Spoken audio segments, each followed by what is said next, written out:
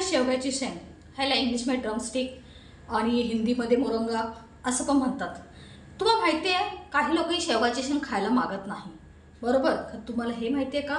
तर 2026 मध्ये आणि पुढच्या येणाऱ्या काळामध्ये जर आपण ह्याची शेती केली, ह्याची लागवड केली तर आपल्याला खूप प्रॉफिट होऊ शकतं, बरोबर?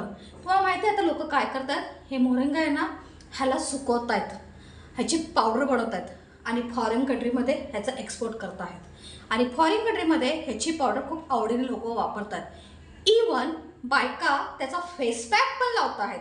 असं म्हटलं जातं की ह्याचे एक चमच पावडर खाल्ल्याने ना ह्याच्यामध्ये काय काय गुणधर्म मी सांगते, त्याच्यामध्ये काय काय आहे। ह्याच्यामध्ये संत्र्यापेक्षाही जास्त सी विटॅमिन आहे, गाजरपेक्षाही जास्त ह्याच्यामध्ये डी विटॅमिन आहे आणि खूप ह्याच्यात विटॅमिन्स आहे।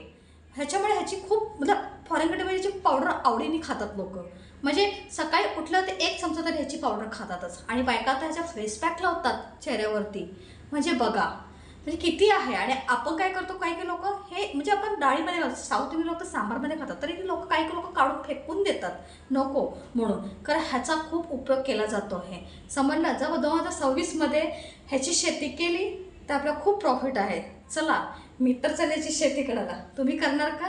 तर अशाच वेगळ्या माहितीसाठी चॅनल लाईक, शेअर आणि सबस्क्राईब करा।